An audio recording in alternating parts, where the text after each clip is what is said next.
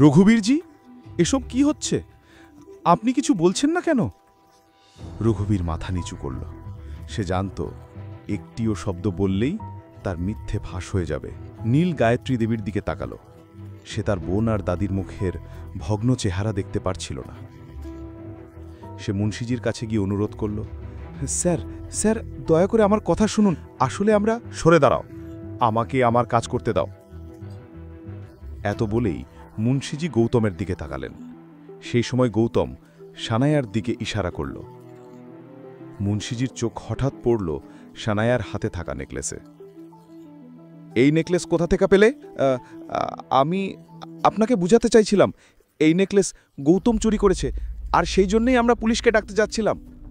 এটা স্পষ্ট ছিল যে নীল সুযোগ নিয়ে কথাটা ঘুরিয়ে দিচ্ছে। কিন্তু এই কথা শুনে মুন্সিজির রাগ চরমে উঠল। কে বলেছে যে ওরা এই নেকলেস চুরি করেছে?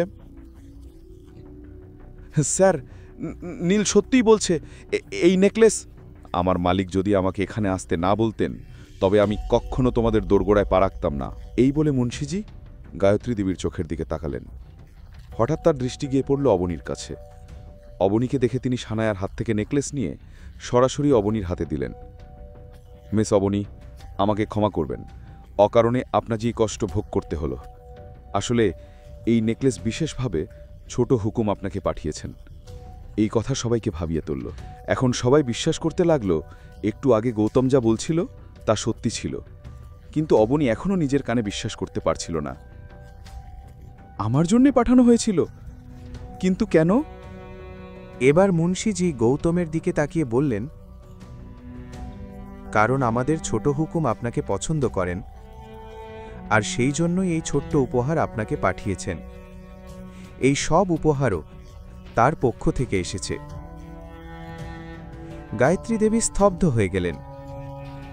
গীতা আর অনিলও বিশ্বাস করতে পারছিল না। কিন্তু সবচেয়ে অবাক হলো অবনী, কারণ সে কখনোই সেই মানুষটিকে দেখেনি যিনি তার জন্য উপহার পাঠিয়েছেন। আমি কিছুই বুঝতে পারছি না, আপনার ছোট হুকুম আসলে কে? এই প্রশ্ন শুনে মুন্সিজি আর গৌতম একে অপরের দিকে তাকালো, কিন্তু সঙ্গে সঙ্গে গৌতম ইশারা করল যেন কোনো কিছু প্রকাশ না করা হয়। আপনি সঠিক সময়ে সব জানতে পারবেন, আমি এখন কিছু বলতে পারবো না।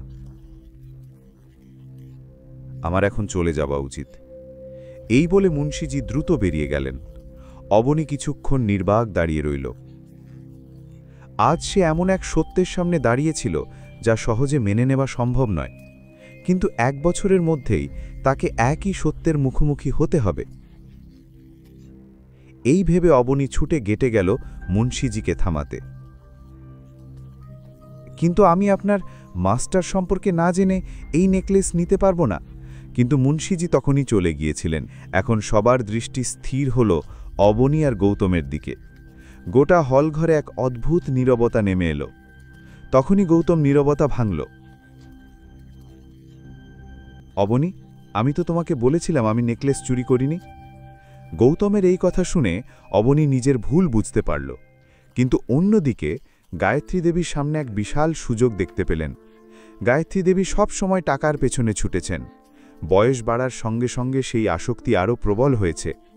আর এখন তিনি অবনীর মধ্যে এক বিশাল ব্যাংক দেখতে পেলেন, যাকে যোধপুরের রাজপরিবার পছন্দ করেছে। এই চিন্তাতেই তার দৃষ্টিভঙ্গি মুহূর্তে বদলে গেল। তিনি স্নেহভরে হাত রাখলেন অবনীর কাঁধে।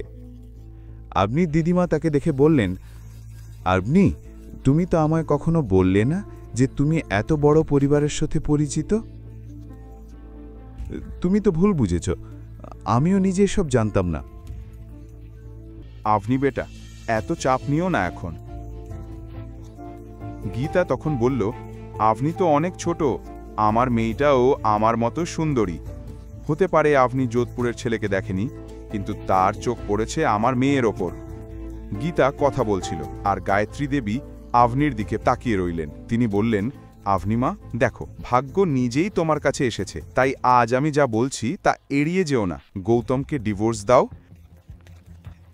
আর যোধপুরের ছেলেটিকে বিয়ে করো। জীবনে প্রথমবারের মতো তোমার মাও বুদ্ধির কথা বলেছে, আমারও তাই মনে হচ্ছে। যত তাড়াতাড়ি সম্ভব গৌতমকে ডিভোর্স দাও। সাথে বিয়ে হবার পর থেকেই